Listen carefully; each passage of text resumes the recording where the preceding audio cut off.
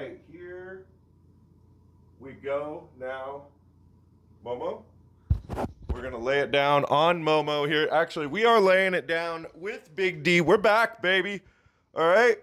And today, we got another player here with me, a young up-and-comer, a rising star in NA's competitive scene.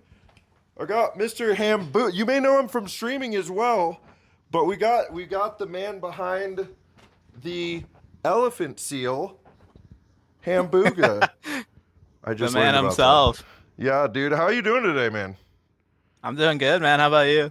Dude, we're living the dream. They call me Big Dreamer, Living the so dream. yeah, it's Laying it down with the dream. that's what I'm that's right, baby. Well, and we're just so you know, this is how much I cherish the time you've carved out for me here. We are currently recording while NRG are playing in the major right now. So I really appreciate you taking the time to hang out with us and do this. Let's go all the way back in time here. I don't know how old you are, Ben, but I'm what's it? 21. Oh, okay. There you go. What was your earliest memory of Counter-Strike, and how'd you get started? Like, how'd you get started playing Counter-Strike, and were there like other esports that you were into or other video games or anything that led you to it? I discovered Counter-Strike through Roblox. When What? I was 11 years old. I remember I discovered Counter-Strike through Roblox In 2015? in 2015. Yep. Dude, I was just getting started on Counter-Strike at that point. I started in late 2013 and then I was really grinding in 2015. Still only like Master Guardian at that point, but dude, it was. Did you play other like mods on Roblox then? On Roblox? Yeah, I like mean, did you play like the Counter-Strike mod on there? Didn't I'll they have to get my dog real quick. Okay, yeah, let them know. All right, we're good. She barks at me through the door for some reason. She wants attention. She Dog. she sounds like a good girl. I got to make sure both of my animals are in here on the recording studio with us during recording. But yeah, did you play like Roblox mods? Like what about how did you get into Counter-Strike from Roblox? I mean, I just really enjoyed it. Like I thought it was really cool. I like I don't know, just the way it felt, you know? Like it was 2015, so it wasn't the best recreation of Counter-Strike, but I mean, I enjoyed playing it and I was like, what is this? So I don't know, I must have came across it on YouTube or something. I remember when I was really little, the person I used to watch on YouTube before I even had Counter-Strike was War Owl. Oh yeah, I baby. used to watch a lot of War Owl. You still watch War Owl? Doesn't upload as much anymore, man. But I mean, whenever he does, I enjoy it. Yeah. I saw War Owl at Dallas last year in 2024. He was outside in the pouring down rain filming content. I got to show him my tattoo through the window, which was pretty sick. But Through the window, dude. yeah. Well, and then when did you start competing? Um, Honestly, I never really had a PC that could run Counter Strike very well for like the longest time. Like I was playing on like my family's PC. It was like really old, so I had to play. I ended up discovering like source games through that, and there was this one source game I really liked, Day of Defeat. I don't know if you know about that. Day of Defeat. That's a, Day of Defeat. some people think it's a game about foot fetish. That's true. Yeah, but it's like a super arcadey, like old school World War II shooter. People call it like the abandoned cousin of Valve's games because like it's a really good game, but it just never took off like Counter Strike, so they kind of abandoned it. But yeah, that was my little FPS game growing up for the most part until I mean I got really good at the game. Like develop a lot of my like aim and movement skill comes from Day of Defeat, and I had some friends from there that played Counter Strike. It's like, yo, we should make an open team. I'm like, sure. And at that point, when we made that open team, I only had like 800 hours in CS at that point. This is during COVID too. So I really only started competing in CS and since like 2020, but it's like open and IM teams. How long have you? I had You go wait, on. you Go go. no, go on, please. Yeah. Uh, so it was mostly on and off since then, because like real life stuff, like having like it was like I had like a big friend group and ended up getting a couple girlfriends and stuff, you know. So I was like, "Yeah, fuck Counter Strike," but every every time I just find my way back in the Counter Strike after a couple months. So how long have you? So how long did it take you to make it from open up to advanced where you are now? Um, so from open the main was pretty easy for me. I made main in like 2022. And for me, from 2022 to 2023, it was like super on and off. Like I would like stop playing the game and then start playing again. And uh, when I thought I had stopped playing the game like for good, I ended up getting invited to go play at Fragacago in 2023, Mm. and I did surprisingly like very very well. I was on the stream. I was farming some ECL players and stuff, you know, and that I ended up getting a lot of attention off of that, and that's how I ended up getting on my first advanced team with Selga and Atomic and Little Beer too. I was on a team with Little Beer. Oh, shout out Little Beer. He's gonna be Yeah. he's an upcoming episode as well. So anybody watching right now can know that he's got an episode coming out soon too. Well, what? So how much? I mean, I know this is probably like an obvious question that everybody thinks they know the answer to that plays Counter Strike, but like, what's the big difference for you when you're playing in a LAN tournament versus an online tournament? I mean, honestly, it's just being able to feel in the moment.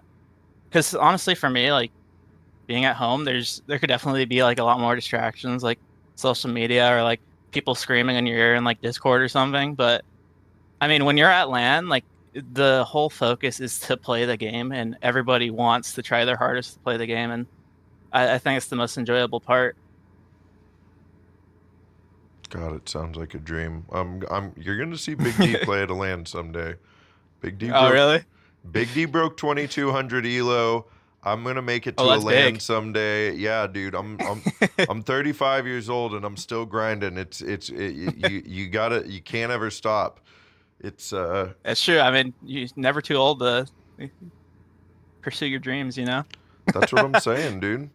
Well, and here I am getting to talk with you. So that's it's been really fun getting to see where Counter Strike takes me.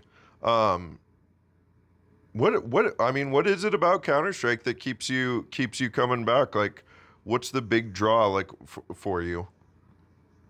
I mean, it's a deep game. Like every time I'm playing, like I'm always learning something new, and there's always new situations. And the best part about it is like you actively have to think while you're playing the game. I mean, you could do the same thing with like RTS games and stuff, whatever, but you can't really like be in the game like you can with Counter Strike. Like you can't like in Counter Strike, like you're actively moving and shooting, and it feels good when you're like locked into the game. It's not only about your choices too, because that's what initially drew me to the game too. Is like I really enjoyed the feeling of like FPS games and like actually aiming and clicking on people and stuff. I take it you're. I, I wonder if you're a fellow ADHDer that just is enamored with the like. I don't know. I feel like the more and more that I play Counter Strike and like get to know the people that play Counter Strike outside of like just my friend circle, it's like we're all these people that just that are like really highly intelligent people that really want to be like satisfied by something that's like actually going to demand all of that intelligence at once, cuz like I don't know. Take anybody that thinks Counter Strike is just some video game and have them sit and play it, and they will flounder for Yeah. a long time. I know I did. Well, let's talk about your stream a little bit, dude. What is an elephant seal? How did you come up with it? What's the did you come up with an elephant seal? No, I didn't come up with it. Uh, I forgot exactly where I found that specific like image, but it was quite a couple years ago, and I found out what it is. It's like some like statue in the Netherlands where some lady like just for whatever reason just That's a good doggy. I can tell that's a good doggy. she just decided to put a little elephant seal of just put her hands together, just sitting on a bench, just donated it for free in the some museum in Netherlands, and I thought it looked so funny. I had that picture downloaded for years, and I just ended up making it into my little thing because I thought it looked so silly. It is silly. Is there like animation software that you run while using OBS, or did you write something yourself to get it animated for OBS, or how do you get that? How do you what's the behind the scenes for that, or is does it stay a secret? For I how you literally get just that? used some AI. Oh, okay. I thought, It was like you can just like make like images, just like sing and dance and stuff. yeah. It's like I just took that, I got some random audio just for it to start moving, and then it turned into a GIF. So on the stream, when I'm not talking, it's just a still frame, and then when the audio levels pick up, it just starts playing the GIF. Oh, okay. Well, and soon with AI here, you really will be able to just have the AI like lip sync with it for It's what like you're some like actually saying. just like some like super uncanny, just like morph my face into the creature. Yeah, or that, just morph your face into the elephant seal. That would look so scary, dude. God, I don't know, dude. They they're they're cute. They're cute and they're funny looking. They don't scare me much. I'm sure they scare somebody, but Some people are really scared. Some people I've heard some people don't like me because of it. They're like they think it looks stupid and just they just don't like me because of it. wow, that makes it. I guess everybody's entitled to their opinion, but That is it's true. it's just a streamer with an animated GIF. What did you call it? A GIF? The GIF. A GIF? Hey, bro, that's not on me. That's the guy who created it. He said that's how Yeah, it's yeah. officially Let's have a pronounced. discussion about That's that, shall we? the official pronunciation. All right. Okay, I got the I'm receipts aware to of back it what up. he said, but it's not. I can't remember the last two words. I know it's something interface, but it's not a graphical interface. It's a graphical interface. So it's GIF. I don't know, dude. I'm just following the rules. All right. Okay, dude. And I'm gonna need you to be a bit more of a rule breaker in this department here, Hambooga. But Nah, I'm a little goody two shoes, man. are you? Nah, maybe a little bit. I feel like you've been out on the social medias fighting the good fight, trying to clean up the mean streets of Elo terrorists. What is an That Elo is true. terrorist? People, dude, there's been way too many recently. But when Elo terrorist is, sometimes there's friendly fire, but usually it's people that just they get on, they play the game, and they don't give a fuck. And they every game they're just losing and just so mean to their teammates or just don't listen. And it's usually people they're always like on the brink between level 9 and level 10. Like when you get in the lobby, they have like 4,000 matches and they're like 2,001 elo, like one elo away from being level 9, and just like every couple games they end up being back in level 10 and you just end up getting them on your team and it's just not good. Yeah, I definitely feel like I've lived by this rule in the last few years. You can be toxic or you can be bad, but you can't be both. Like, Yeah, if you're both and nobody likes you. right, if you're toxic and you're shitting up the game, it's like what people just start feeling sorry for you. They're like, "What are you doing on the game, dude?" Like maybe They end up go getting outside or blacklisted, something. bro. Yeah, you're They end getting up getting on a blacklisted. list. Exactly. Is there actually a website for known ELO terrorists that anybody keeps track of? It's just a Steam group. It's just a So Steam group. somebody, yeah, somebody actually. I was uninvolved with this, but somebody made a Chrome extension where it uses Discord servers as like databases. So like you get like a share code and you put it in the extension, and then when you get in a lobby and somebody is marked as an elo terrorist in your like database, their name is red. Oh no. I don't know what happened. Like the person that made it just like disappeared.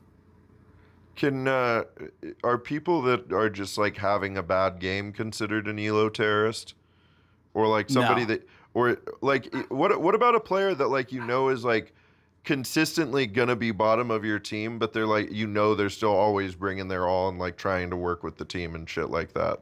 Do you still consider Yeah, I them? mean if they're chill and like good vibes, like nobody really cares. Like That's it's usually reserved for people that are like there's a lot of people that have purchased accounts too. That those are also elo terrorists because like be like some like level 3 player and just like spends like $20 on a level 10 account. They're like they start off like 2900 elo and then they're like on like a 20 lose streak, just throwing everybody's games. do, who's how often do you spot like account buyers? Because that's just dawned on me that like account account buyers are not going to be like at anything below level 10, right? Like people are going to buy level 10 Mhm. accounts if they're buying an account. But like how often do you run into account? You probably run into it even more like when you're playing in like these 3K average elo lobbies. Um, I'd say like once every 4 or 5 games. I'd say there could be more, more of purchased accounts among us, but the like diabolical ones, the ones you could just tell by looking in the lobby, they're like 12 average kills and just like on like a 15 lose streak. It's like, okay, man. And then usually whenever you call them out on it, either they just say nothing or they get really mad. They just they start fucking screaming at you. Well, and that's the thing that I've realized too as you get higher in rank is like the people that are at the top ranks have way more chill vibes when things go wrong in the game than the people who don't. Like I am really learning that like letting go a lot of that anger during the game. Of course there are people are trying to win and they're passionate people. It's not like they're just slacking off and goofing off and not trying. But like I got into a game with Stanislaw and Fozy yesterday on my team, and it was a wild experience for me because I felt like some of my friends normally do when they play with me, because they like work 40 hours a week and rarely play, and they feel out of sorts and not sure what to do when they play with me. But I'm playing with them and I'm like, holy shit, what am I supposed to do? And they're like, I bottom fragged the shit. I think I had 15 kills in a double overtime game, but the entire time they were really chill and really cool about everything. And it just feels like the higher in rank that you go, the more people understand the importance of like vibes in the team environment. Mhm. How important are vibes to you in the team? And I mean, how true would you say that statement is? No, I think that's extremely true, and it becomes more true for like pro players. So you said like Stanislaw and Fizzy, like Hmm. they're playing like at the major right now. Like they're Right. they're I know they're salaried at the players. major. That yeah, they don't really have to like prove themselves to these like face it lobbies or anything. So like who the fuck cares, Just they got everything they need on face it already. So I'd say it's kind of true for higher elo players. Like if you're it depends on honestly where people are standing and like actual like competitive Counter Strike outside of like face it pugs. Because like if somebody is like high elo and like trying to prove themselves still and they're trying to grind really hard to win, like there's definitely some toxicity there at times. I can get toxic. Like I've had some crash outs on stream. How But do you go on? uh but usually like uh, if like somebody's playing bad but they're like good vibes and they have like good comms and like they're not really like doing anything wrong, they're just kind of just like getting shit on, like it doesn't really matter. It happens, you know, even I get shit on like a lot and that's just how it is. Oh yeah, I'm in these 25 to 3K elo lobbies right now, or average elo lobbies right now, and I'm like noticing that, like, guess what's similar to every lobby I've been in for the last 14,000 hours from silver to up till now. There's always one player on each team usually going off and having a game. There's usually another guy that's playing pretty well, and then there's like six other people who are just kind of there and like maybe supporting, but like they're not. It's not like there's 10 players on the server just getting 30 frags every game, right? Like Yeah. it's not like that. Like the game doesn't change, and so yeah, I think it's important to be kind to your teammates too. Um, Hmm. but let's talk about crash outs, because that's something we're all susceptible to. You don't got to go into specifics by any means. Big D had his own crash out earlier this year on social media, and while casting a game, even like it happens. Like, how do you deal with that in the like aftermath? Like, how do you reset yourself to get back to where you need to be mentally? um it depends on the environment per se, I guess, because like on stream I usually play it up for like the views and stuff. Like some people that don't know me, like I'm typically like I don't really give a fuck. Typically, I'm like honestly pretty like sometimes I am the problem too if I'm getting like too silly and stuff. But Yeah. I mean, yeah, usually like I'll get mad. I think it's important that like if you're playing like basic pugs or something and shit really goes wrong, like once you get out of the pug, it doesn't really matter. Like you can take away your mistakes, but at that point, like it's still just like a face it pug, and the people that you played with like don't matter because like they're just like random people in a pug, and like they could be bad, they could be good or whatever, and like it's a pug, like it's always gonna be random. Like you can control what you do and what impact you have, but it's not always gonna be perfectly consistent results. Yes. Well, my cat. I agree. I think that people need to remember that, like, in pugs, kind of all bets are off. Like, unless somebody like gets really nasty, like to the core, and is like trying to put you down personally and make you feel bad outside of the game as a person, all bets are off in the pug, right? Like, and I mean, Yeah. we even have moments where that happens, but like, I'm talking a little bit more when people get like racist or transphobic or sexist or Oh, dude, that happens all the time, shit dude. like that. That's more where I'm like, well, that there's no excuse for that. But like, uh, yeah, the crash outs and the like, we're all very, very, very passionate people, and that's why I think it's so important to like be down at LAN and go to more LANs, and why I'd love to see more LAN events start happening in North America is because you go to see everybody in person, and you realize nobody's really that nasty of a human outside of the game. They're just Yeah. some dude that loves Counter Strike as much as you do. Um, all right, are you gonna be in? You gonna be at Frag 19? You gonna be in I Windsor? think so. My team wants to go to Windsor. I mean, they're all Canadian anyway. It'll be easy for them, but gotta figure out the international flights for myself here because I just joined this team and they all want to go to Windsor, so I'm gonna have to decide real soon if I can go or not. Well, my advice is fly into Detroit and then take the bus across the road to Windsor from there. From my understanding, that's the way to go. I believe I should be at Frag 19. I'm quite excited for it. Who are you playing with right now? Who's on your team? Playing with Cooking Esports. They're cooking, and like more than half the team is French Canadian, so half the time I'm hearing them speaking in French. But it's right now the roster is me, Cameron, who isn't French Canadian, and that's K- Cameron with a C, not a K. that's not KMRN.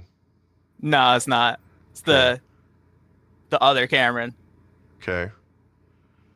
But so then we have Kicking, Naru, and Sarky. And he goes by Sarcasm on Faceit and like on Twitter and stuff. Okay. And are you guys in advanced playoffs right now? No, we're not. I just joined this team because they were looking for one, and their season didn't go too well because they're having some roster turbulence with some multiple people coming in and out in their fifth man slot, and I think they're excited to play with me now because I'm a pretty consistent and stable person and player. What's your role as a player?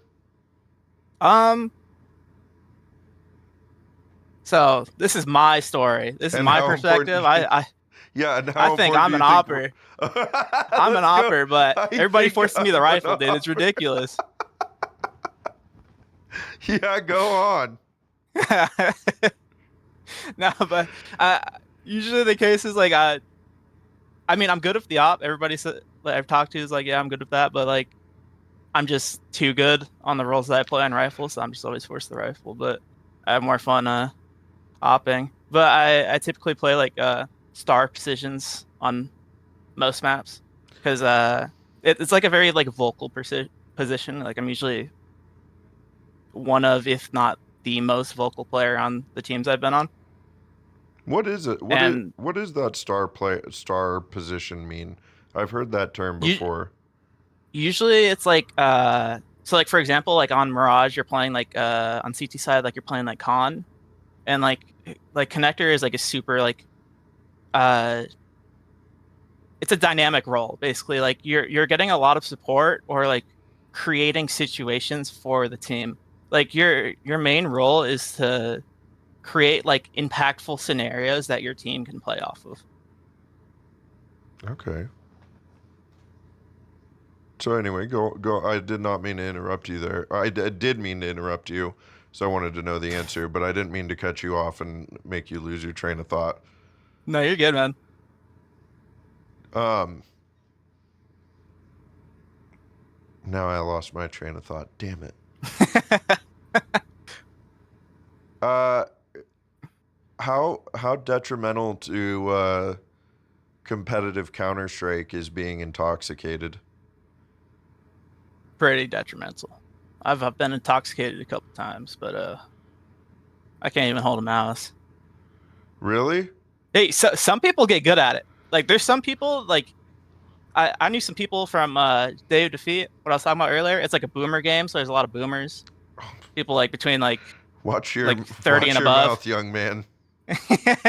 30 and above, God damn they only it. get on the game every night like fucking just fucking wasted, dude, and they can only play the game like that. Like if they play sober, they don't know what they're doing anymore. It's just a matter of habit, you know? Like if you're getting on drunk every night, you could get good like that. I know people that they can only play CS while they're high. Big D doesn't know anything about that. Um, Moving on. That's well. All right. Are you going to the major? The major? No. Too expensive, bro. Yeah, I heard Too broke for that. that. Heard that. Well, surely you have. Are you watching the major? Of course, dude. What's I was watching the major earlier.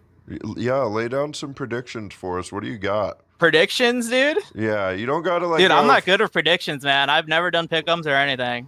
I just like watching and learning, bro. I can't lie. Is that the right attitude to have to get better at the game?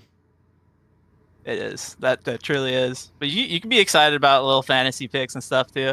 I know I have a lot of friends that do like the HLTV fantasy stuff, and Everybody bragging about their pick'em picks right now, but I don't do any of that. I like doing the pick'ems just because it's fun at once every 6 months for the major specifically. But I don't do any like fantasy or anything like outside of that, or I don't take them like too seriously. It's just like for fun for me. And I always put like every NA team like just through all the way, no matter whether it's smart or not. How you feeling about complexity right now, man? Um, I, after watching how they performed through these first couple of days, I'm not surprised, but I am sad. Um, It is pretty sad, dude. it's just such a bummer that like such a crucial part of their structure wasn't able to join them.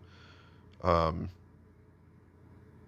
and that it makes me sad because it's like here we have the actual number one NA team, and we finally have an NA major, and they can't even get their actual full roster to play in this major. And it's like Halzerk's been playing with that team for like 3+ years now, and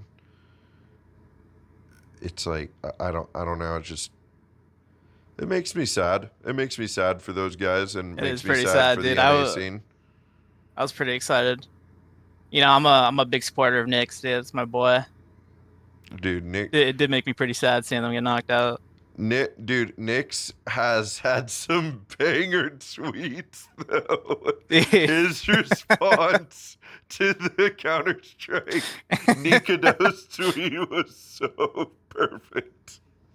Oh man, dude, he well, and even did you see his most recent tweet right before we started recording after they lost? No, no, no. What was it? I'll let you go find it and see it for Yeah, yourself. go take a But look at that real quick. Gotcha. he's got a good sense of humor about it. Let me see. That's fucking ass crack, dude. What the fuck? Dude, he's definitely got a good sense of humor about it, and I think that's really cool to see. I think that Complexity should stay together and keep doing what they're doing because they've got a really strong roster, and I think they're setting a good example for NA finally as like what it looks like when NA can get their shit together. Let me ask you about NACS, Ben. What's your thoughts on North American Counter Strike compared to the rest of the world? There's potential, but Oh, I like that. there's got to be some attitude uh, solutions happening here. There's some really bad attitudes I've been seeing.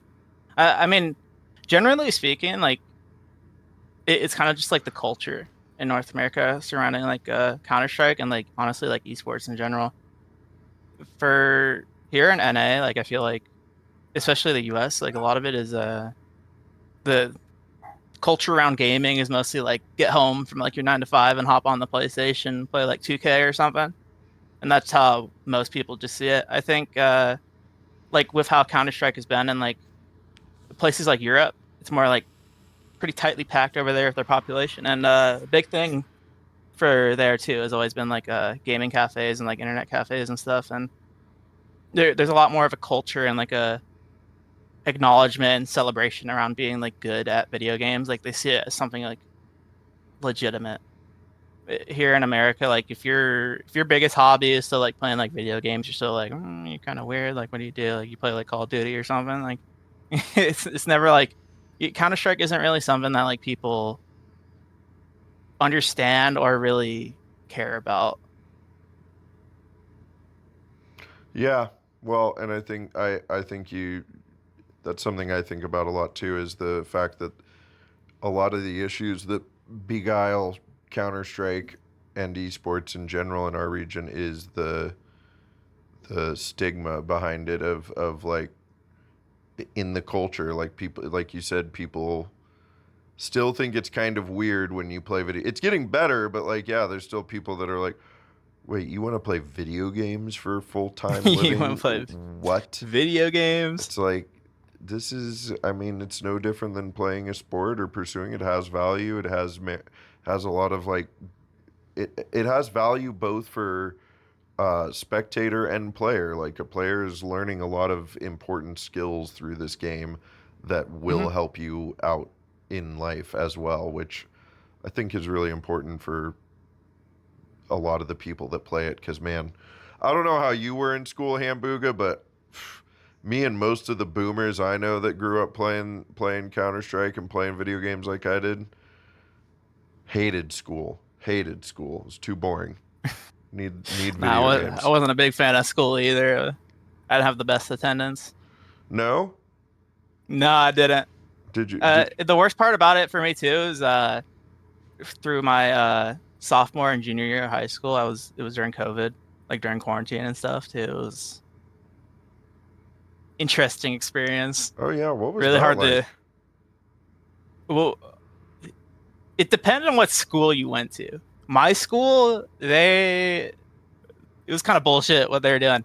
A lot of other friends I had that went to like different schools or like yeah, like the classwork has been like reduced and usually like they're a bit more lenient with grading and stuff. And dude, almost all of my teachers in my school, they were signing out classwork constantly, doing so much different stuff, and it was like they were trying to like act like we weren't all stuck at home using like these shitty like school $200 Chromebooks that barely run. And it was just like way too much to handle at once. That sounds like It's shit. not an enjoyable experience.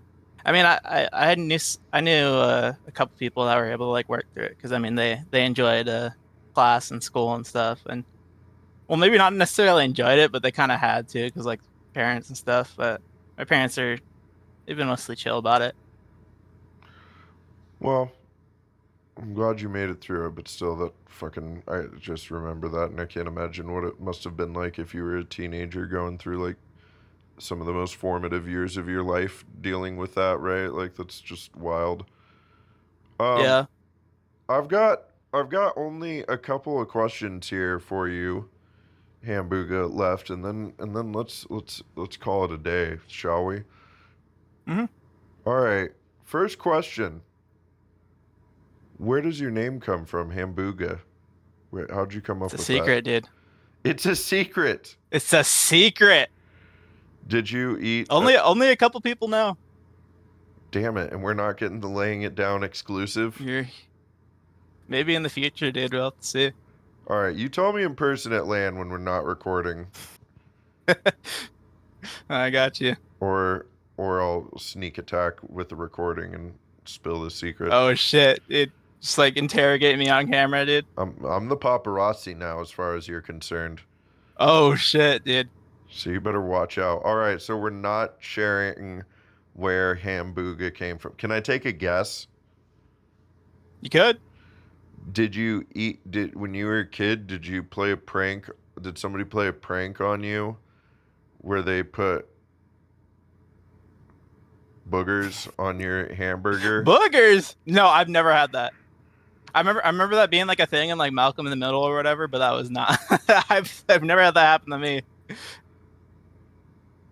Or is it a name for pig snot? Is it a Pig hambooga? stop. I've never heard that one before. No, no, no. It's a hambooga. Is booga Hambooga. even a booger in your name? No, nope. It is not. All right. Well, the world may never know. All right. That's fine. All right, dude. This is my last question for you, and this is your opportunity to get on a soapbox and preach to the younger generation, preach to the Counter Strike world that will inevitably be watching all of these videos eventually. What's your advice for the next generation? If you could like talk to a younger version of yourself in this day and age, what would be some advice that you'd want to give them? It could be Counter Strike related, esports related, life related, whatever you want. I mean, this definitely works the most for Counter Strike, but I think for life in general too. I think one of the most important things is just focus on yourself and just be nicer. You know, just be nice. It's always a lot easier just to be nice, even if people like online are like screaming at you or something. Like just don't be a huge asshole. Because there are some honestly pretty good players in our community right now that are struggling to find opportunities because either like huge attitude issues or just generally just not being nice people. Yeah, I think that's really well said. Well, and then before we close this out, what kind of plugs you got? Where do we find Hambooga? What's Kind of next? plugs. Yeah, it's plug it up, baby. This is your time. I mean, it's All all right, been. follow me on Twitter at Hambooga CS. That's my big one right there. But I'm about to make a return to Twitch streaming soon too. I'm not sure exactly when, but I'm about to have a huge not a rebrand, but I'm gonna have a makeover, you know. Okay, look for it. All right, dude. Well, thank you so much for joining me, Ben. I very much appreciate it, and I'm glad we got to talk. Thank you all for watching, and that is